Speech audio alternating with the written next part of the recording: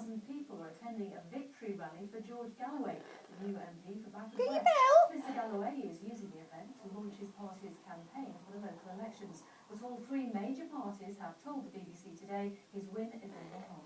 Here's our political editor. Over 2,000 people crammed into Infirmary Field to hear George Galloway speaking from the top of his now famous campaign bus. He was using his here in Bradford West as a platform for what will be next month's local council elections, where his Respect Party will put a candidate in every single ward and is also expected